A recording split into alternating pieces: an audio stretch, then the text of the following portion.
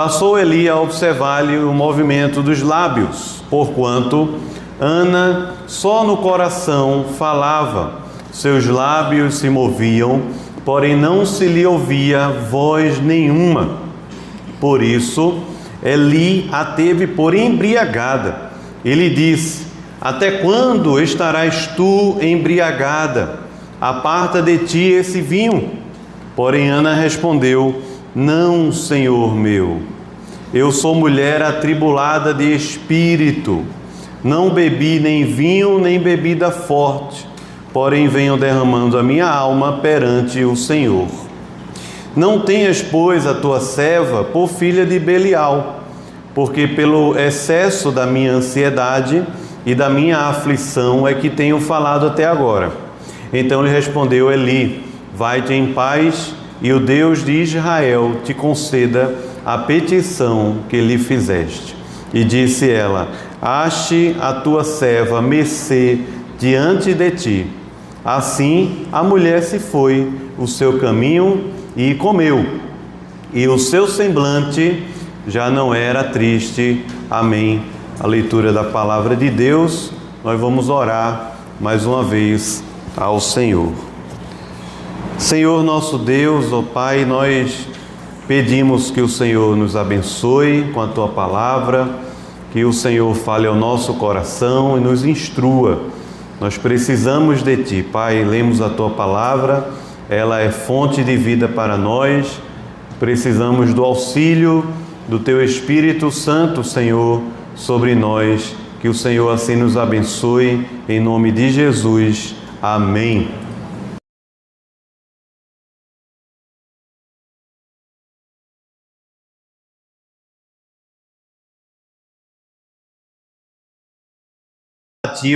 Ela começa de forma micro, a partir de uma família, e não fica apenas voltada para esta família, mas a partir desta família, deste drama doméstico que nós encontramos na casa de Eucana, juntamente com suas mulheres, Ana e Penina, nós vemos que essa história micro, ela vai ganhando outros ares e vai se tornando cada vez mais macro, porque é a história da salvação que está sendo revelada aqui, é a história da redenção que está sendo revelada a partir do livro de Samuel.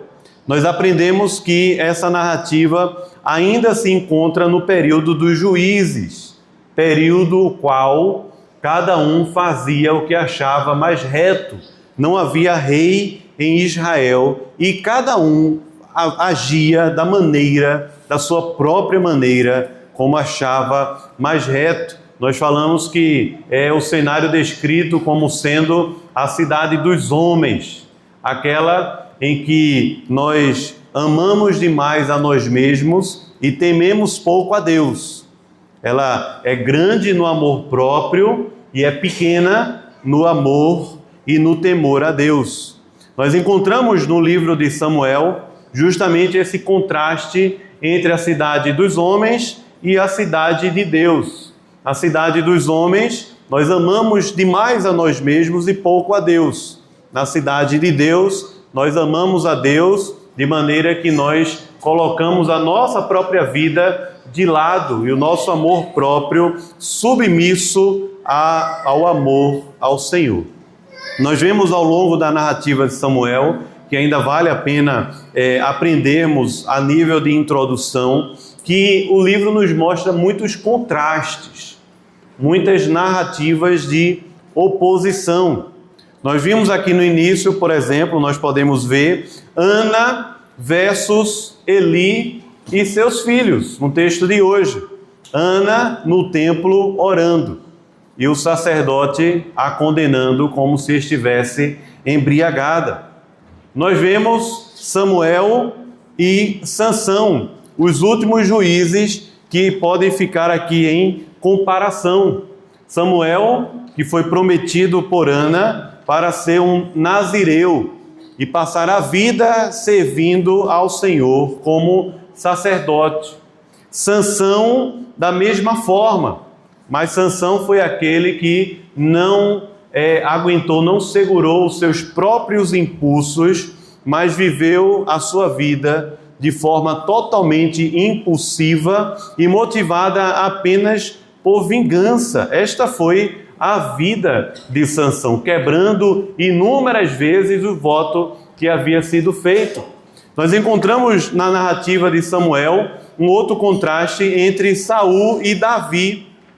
Saul, como homem escolhido por Deus, por Deus de fato, na sua soberania, mas o homem segundo o coração dos homens, escolhido por Israel a partir apenas de habilidades e competências humanas.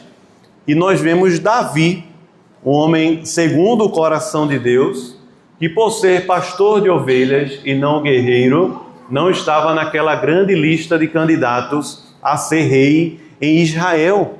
Contrastes e mais contrastes que nós vamos encontrando ao longo dessa narrativa do livro de Samuel. Nós aprendemos na semana passada a respeito de Eucana. Eucana era um homem piedoso, mas ele tinha um problema que não era de fácil resolução, que era a esterilidade, a infertilidade de Ana, a sua esposa. E Eucana, então, resolveu trilhar um atalho e casou-se de novo com Penina, que lhe deu muitos e muitos filhos, e não apenas isso, como também ela fazia inveja a Ana por toda a história que ela conseguia vivenciar como mãe de muitos filhos. Ana, nesse texto que lemos hoje, ela está dando uma resposta tanto às suas lutas externas, como também às suas lutas internas. E a resposta que Ana dá é buscando ao Senhor em oração. Algo que deveria ser comum aos cristãos, tanto hoje como do Antigo Testamento, e que causou estranheza até mesmo ao sacerdote ali, que pensava que Ana estava embriagada. Ora, a oração não é uma barganha com Deus. Deus não faz barganha. Nós não prometemos A para Deus nos dar B. E quando Deus nos dá B, ficamos com uma dívida com Deus. Oração não é barganha. Nós não fazemos promessa diante de Deus para adquirir bênçãos nessa terra. Oração é descrito na Bíblia como sendo relacionamento com Deus. A oração é um encontro com Deus, onde nós abrimos o nosso coração e falamos com Deus em adoração, em confissão, em gratidão, como também colocando diante de Deus as nossas petições em nome de Cristo, para que sejam alcançadas conforme a vontade de Deus. Eu gosto muito da definição na pergunta 98 do Breve Catecismo de Westminster, que nós temos como símbolo de fé da nossa igreja, quando ele diz assim: oração é um santo oferecimento dos nossos desejos a Deus por coisas conformes com a sua vontade, em nome de Cristo, com a confissão de nossos pecados e um agradecido reconhecimento das suas misericórdias. Oração é um santo oferecimento dos nossos desejos a Deus, para que sejam conformes à vontade de Deus e em nome de Cristo. É o que nós veremos hoje nesse texto. O santo oferecimento dos nossos desejos a Deus. Este é o tema do nosso sermão nesta noite. O santo oferecimento dos nossos desejos a Deus. E nós veremos isso, em primeiro lugar, nos versos de número 9 a 11, quando encontramos a teologia da oração. Depois, nos versos 12 a 16, quando nós encontramos a sinceridade da oração. E nos versos 17 a 18, quando nós encontramos a oração que transforma. Vejamos versos de número 9 a 11, nosso primeiro ponto, a teologia da oração. Na semana passada nós até vimos de forma irônica, não é? A resposta que Ana poderia dar ao seu marido. Porque nos versos anteriores ao verso 10, se você puder olhar aí, especialmente no verso de número 8, Eucana diz à sua esposa Ana assim: não te sou eu melhor do que 10 filhos? Não é? A melhor palavra que o seu marido deveria dar era: você para mim é melhor do que 10 filhos. Mas ele diz: não te sou eu melhor do que 10 filhos. E aqui a narrativa não nos conta a resposta de Ana, mas diz no verso 10 que Ana resolveu orar, algo que nós precisamos fazer. Ana, ao invés de entrar em conflito com o seu marido naquele momento, ela vai clamar a Deus e em profunda amargura de alma, porque a narrativa coloca para a gente aqui expressões muito fortes a respeito de Ana. Ele diz que fala de amargura de alma. E nessa amargura de alma, ao invés de ela colocar as suas mágoas para fora na presença das pessoas, ela busca a Deus e coloca diante de Deus a sua dor e as suas aflições. Em profunda amargura de alma, Ana se levanta e busca a Deus em oração, fazendo aquilo que nós vemos no breve catecismo, oferecendo a Deus um santo oferecimento dos nossos desejos a Deus em oração. E na presença de Deus, Ana se coloca como quem entende quem é o Senhor. Ela fala de um Deus que é Senhor dos exércitos, um Deus que é todo-poderoso, o onipotente, o Senhor dos senhores. Esta é a expressão pela qual Ana se refere ao Senhor. Ana não está falando com o seu coleguinha da escola, como às vezes nós vemos algumas pessoas orando hoje em dia, se referindo a Deus como você, como se fosse um coleguinha da escola que a gente está conversando na hora do recreio. Ora, na nossa língua portuguesa nós temos os pronomes de tratamento, muito melhor elaborados até do que na língua inglesa. O fato é que nós nos referimos a Deus conforme os atributos de Deus, porque entendemos quem Deus é. Deus é Senhor dos senhores. Nós estamos orando ao Deus Criador dos céus e da terra. E aqui, nesta oração de Ana, ela reflete para nós a sua teologia, aquilo que ela cria a respeito de Deus. Ela se refere a Deus como sendo Senhor dos exércitos, expressando a majestade de Deus. Ela se expressa diante de Deus dizendo assim: aqui está a tua serva. Ela não diz assim: aqui está fulana de tal e eu decreto e determino que o Senhor faça isso. Como nós podemos ver também em algumas igrejas hoje em dia. Eu decreto e eu determino. Mas ela diz: aqui está a tua serva, em humildade diante de Deus. Ana expressa especificamente a sua petição, como o Senhor Jesus Cristo também nos ensinou, que ao orarmos nós deveríamos dizer: o pão nosso de cada dia dá-nos hoje. E Ana termina a oração fazendo assim um voto de consagração. E ela diz assim, uma oração de uma mãe, que deve ser a oração também de um pai, de qualquer pai ou mãe, e deve ser essa oração a respeito dos nossos filhos. Os nossos filhos não são nossos, eles são do Senhor. É isso que Ana diz quando ela consagra este filho que ela nem tem ainda. Ela nem tem ainda a resposta da oração, ela não sabe se é sim ou se é não.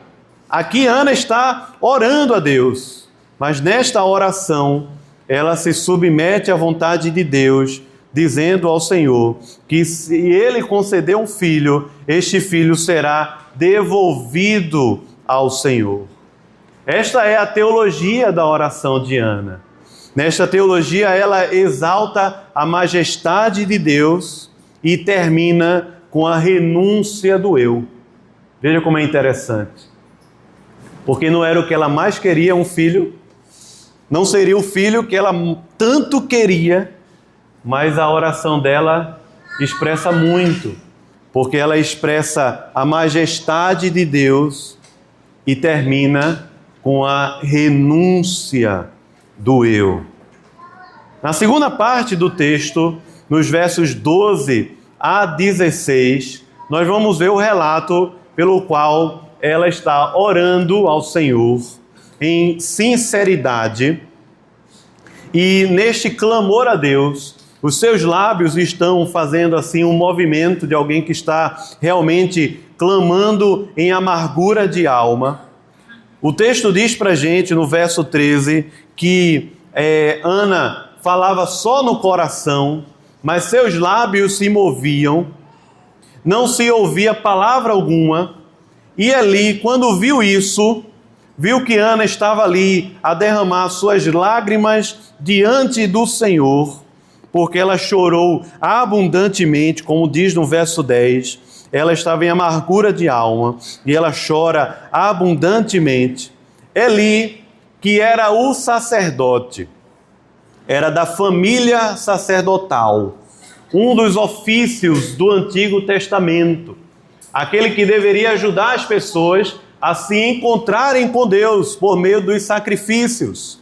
Eli, este homem, quando vê aquela cena, ele pensa o seguinte: esta mulher está bêbada, está tomada de vinho, está embriagada, não está falando coisa com coisa na igreja, na casa de Deus. E Ana se sente ali, de certa forma, é claro, constrangida, e ela responde dizendo: não, Senhor, não me compare com os filhos de Belial, porque eu estou aqui orando diante do Senhor. Ela diz: pelo excesso da minha ansiedade e da minha aflição. Veja as expressões que aparecem no texto, não é? Amargura de alma. Agora ela diz: por uma profunda ansiedade e uma profunda aflição, eu estou aqui agora orando e clamando a Deus. Enquanto Ana executa esse santo oferecimento dos seus desejos a Deus, ela se depara com a figura de Eli, que personifica um profissional da religião, que era típico na era dos juízes e que não é também estranho na nossa época. Eli, o sacerdote, era um típico profissional da religião em uma era a qual havia uma decadência espiritual imensa, que era o tempo dos juízes. Eli, sentado em sua cadeira, vê Ana orando, a sua visão é um pouco obscurecida, e não somente física, mas também espiritualmente. Ele vê Ana movendo os lábios, chorando profundamente, mas ele não consegue perceber que Ana está derramando as suas lágrimas diante de Deus. Para ele, ela está embriagada. O líder espiritual de Israel, naquele período, Eli, o sacerdote, ele olha para aquela situação, para a agonia na alma de Ana, e ele confunde pensando: ela só pode estar bêbada, ela é filha de Belial, ela é filha dos deuses dessa era aqui. Agora, se você virar a página da sua Bíblia no capítulo 2, você vai ver que essa confusão não era tão distante da vida de Eli. Porque em 1 Samuel, capítulo 2, versículo de número 12, nós vamos ver que Eli foi muito rápido para repreender Ana, mas lento e omisso para disciplinar a devassidão dos seus próprios filhos. Os seus próprios filhos, eles que eram os verdadeiros filhos de Belial. Eli foi rápido no seu profissionalismo religioso, mas apático e omisso na criação dos seus próprios filhos. Diz o texto do capítulo 2, verso de número 12: eram, porém, os filhos de Eli, filhos de Belial, e os filhos de Eli não se importavam com o Senhor. Os filhos de Eli não se importavam com o Senhor. Enquanto nós vemos a sincera oração de Ana, por outro lado, nós vemos a loucura de um sacerdote que estava ali apenas por sua posição, por sua profissão e não mais por um chamado e por uma vocação. Ana derrama sua alma perante o Senhor. Meus irmãos, em oração sincera. Oração sincera, que quer dizer sem cera, sem embaraço, sem vergonha de colocar diante de Deus, de fato, a nossa vida e o nosso coração. Uma oração diante de Deus sem máscara, nós poderíamos dizer também, sem máscara. É assim que Ana se apresenta diante de Deus. E no texto que lemos, nos versos 10, 11, 15 e 16, nós vamos ver as expressões que aparecem a respeito de Ana. Angústia profunda, choro amargo, infelicidade, imensa perturbação, grande angústia e grande tristeza que estava no seu coração, enquanto ela orava, derramando a sua angústia diante de Deus, em grande tristeza e em grande desespero. Meus irmãos, o Senhor nos permite que façamos isso, mas nós achamos mais fácil derramar a nossa alma diante de um psicólogo, diante de uma mensagem de WhatsApp, uma postagem no Instagram, ou de qualquer outra forma. Enquanto nós temos o nosso Deus, o Senhor dos Exércitos, o Deus Todo-Poderoso, que conforme diz no Salmo de número 40, Ele inclina os seus ouvidos para nos ouvir quando nós clamamos por socorro. O Senhor nos permite que façamos isso, que derramemos diante de Deus a nossa oração em aflição, em soluços e com todas as perplexidades da nossa vida. Em desespero e angústia profunda de alma, nós podemos e devemos buscar a Deus, o nosso Deus. É isso que Ana faz. E a oração que Ana fez, ela é uma oração transformadora. Talvez quando você escuta essa oração que transforma, nos versos de número 17 a 18, pode ficar enganado pensando assim, que toda oração que nós fizermos a Deus em sinceridade e com lágrimas, Deus dará o sim. Às vezes Deus dará o não. Às vezes Deus dará o sim. Mas o que mais é transformado enquanto nós buscamos a Deus em oração é o nosso próprio coração, quando nós nos submetemos alegremente a Deus, seja pelo sim ou seja pelo não. É por isso que nós encontramos aqui nos versos 17 e 18, e ele agora age como um sacerdote, não é? Porque então Eli responde: vai-te em paz, e o Deus de Israel te conceda a petição que lhe fizeste. E disse ela: ache a tua serva mercê diante de ti. Assim a mulher se foi no seu caminho e comeu. Por que o texto diz que ela comeu? Porque antes havia dito que ela não estava comendo. Então ele diz, ela se foi e ela agora tem uma atitude diferente, ela comeu. E também o texto diz, o seu semblante já era triste. Perceba, o texto não termina dizendo, e ela alcançou a grande bênção na sua vida, mas diz que o seu semblante, antes de Ana saber que estava grávida e que Deus havia respondido positivamente à sua oração, o seu semblante já havia sido transformado pelo Senhor.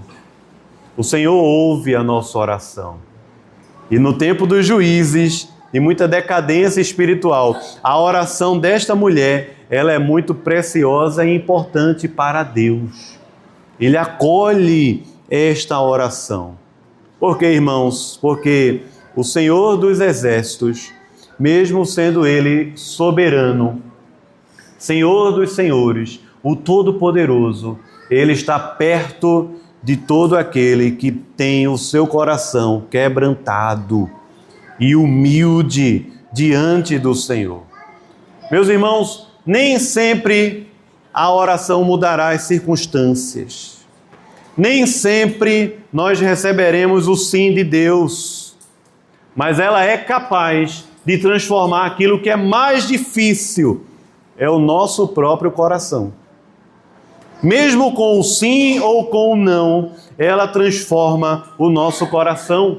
Nós conhecemos um pouquinho mais a história e nós aprenderemos ao longo de Samuel que o Senhor atendeu a oração de Ana. Ela teve um filho. Samuel foi consagrado para o serviço ao Senhor e se tornou o último dos juízes, numa era em que os filhos de Eli já não representavam mais a voz de Deus, porque eles eram filhos de Belial. Esta oração de Ana, ela é muito importante para nós também, porque foi por causa da resposta que Deus deu à oração de Ana que nós estamos aqui hoje. A resposta que o Senhor deu a esta oração, ela nos revela não apenas Samuel, mas Davi e o próprio Cristo. Porque Samuel se torna, no Antigo Testamento, um tipo de Cristo. Um juiz que, ao mesmo tempo, ele será sacerdote, profeta e rei. E será Samuel usado por Deus para ungir Davi, por meio do qual veio Cristo, o nosso Salvador. Mas, irmãos, não podemos deixar de dizer isso aqui nesta noite. Nós vivemos em um mundo quebrado, caído. Nós vivemos em um mundo de muita decadência espiritual. Muitas vezes nós somos massacrados por circunstâncias difíceis na nossa vida. Muitas vezes pessoas ao nosso redor fazem mal a nós, como nós estamos percebendo nesta narrativa. Mas diante de todas essas dificuldades, a melhor resposta que nós devemos dar é a oração, quando nós clamamos a Deus. Porque a oração, irmãos, transforma o nosso coração e transforma também a nossa perspectiva a respeito da realidade. Ela transforma o nosso coração e a nossa perspectiva. Nós estamos lendo aqui nos cultos da noite o Catecismo de Heidelberg, e quando eu estava preparando esse sermão, me lembrei da primeira pergunta do Catecismo de Heidelberg e da última pergunta. Eu não vou ler toda ela, mas a primeira pergunta traz uma resposta belíssima, porque a pergunta é: qual é o seu único fundamento na vida e na morte? E ele responde dizendo: o meu único fundamento é meu fiel Salvador Jesus Cristo. A Ele pertenço em corpo e alma, na vida e na morte, e não pertenço a mim mesmo. Ele continua explanando aqui, eu não vou continuar. Mas a última pergunta, quando o Catecismo faz uma exposição sobre o Pai Nosso, a última pergunta é: o que significa a palavra amém? Amém. E a resposta é: amém quer dizer, é verdadeiro e certo. pois Deus atende a minha oração com muito mais certeza do que o desejo que eu sinto no coração de ser ouvido por Ele. Veja que resposta profunda. Deus atende a minha oração com muito mais certeza, até mesmo do que o meu desejo de coração de ser ouvido por Ele. Ana estava diante do seu único fundamento na vida e na morte. E a oração, antes de mudar as circunstâncias, mudou o seu coração. Ela comeu, o seu semblante mudou, já não era triste. Ela mudou a sua perspectiva a respeito da vida. Ana ergue a cabeça, não por causa de amor próprio, como algumas vezes se diz hoje em dia, não é? Você tem que se amar, se valorizar. Não, não por causa de amor próprio. Ana ergue a cabeça por causa do amor do Senhor. Ana ergue a cabeça confiante em Deus e resolvida a esperar no Senhor. Por isso o seu semblante mudou. Ana lançou a sua ansiedade perante o Senhor.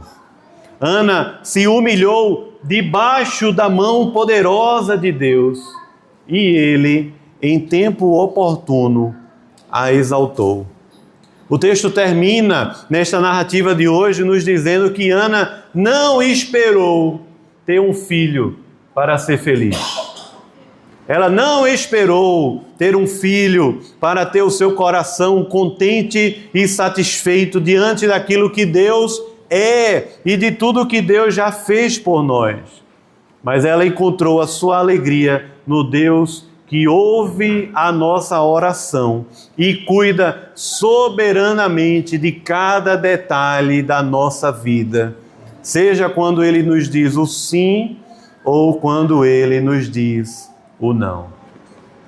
Ao final deste encontro em Siló, diante desta era tão decadente da época dos juízes, ela estava diante de um sacerdote que em um primeiro momento age como alguém que era apenas um profissional e que já estava muito distante do seu ofício e da sua vocação. Mas Eli, apesar de toda a sua impiedade, ele exercia ainda um ofício sacerdotal que apontava para Cristo, que é o nosso sumo sacerdote, perfeito. Eli não era perfeito. Eli era um sacerdote totalmente imperfeito e insensível, e já estava com o seu coração muito distante de ouvir a voz de Deus. Mas de certa forma, naquele momento, este sacerdote, ainda assim, ele foi usado pelo Senhor. Eli, o sacerdote daquela época, ele não ouviu e não atendia direito ao clamor e à necessidade de Ana. Mas Cristo, meus irmãos, acima de qualquer igreja, acima de qualquer pastor, acima de qualquer homem, Cristo sempre receberá o nosso santo oferecimento dos nossos desejos a Deus de braços abertos. Cristo nunca fará com você o que Eli fez com Ana. Nunca fará. Pelo contrário, Cristo é o nosso sumo sacerdote perfeito, que intercede por nós, que se compadece de nossas fraquezas e está pronto para nos dar graça e misericórdia para socorro em ocasião oportuna. Ele se compadece de nós. Cristo é o mediador da graça e está sempre pronto a nos oferecer graça e misericórdia para socorro em ocasião oportuna. Mas apesar da falha de Eli, Ana ouviu a voz de Deus naquele momento. Apesar do coração de Eli estar distante da realidade do seu chamado, Ana ouviu a voz de Deus por meio da boca de Eli, quando Eli diz assim: vai-te em paz e o Deus de Israel te conceda a petição que fizeste. Ela ouviu essas palavras de Eli, como as pessoas também ouviram essas palavras de Cristo ao dizer: Cristo, vai-te em paz, a tua fé te salvou. Por isso, ainda hoje, irmãos, nós podemos e nós devemos buscar a Deus em oração, entendendo que Ele é soberano e que a oração é um relacionamento, não é barganha. Não busque a Deus apenas para ter uma bênção de Deus. Busque a Deus por aquilo que Ele é. Diante de Deus, seja sincero. Deus não precisa da sua máscara porque Ele conhece o seu coração. Abra o seu coração e derrame a sua alma e a sua angústia diante de Deus. Por meio da oração e deste relacionamento com Deus, nós podemos ter o nosso coração transformado, irmãos. Muitas vezes a circunstância continuará a mesma, mas a nossa perspectiva a respeito da vida e da história poderá ser transformada. E por último, entenda muito bem que como o Senhor orou, nós devemos orar também. O nosso Salvador, o Senhor Jesus Cristo, Ele orou dizendo assim: que seja feita a tua vontade. Assim Ana também orou. Assim Eli despediu Ana. Que seja feita a vontade de Deus, que é boa, perfeita e agradável. Amém. Vamos orar ao Senhor neste momento. Feche os seus olhos.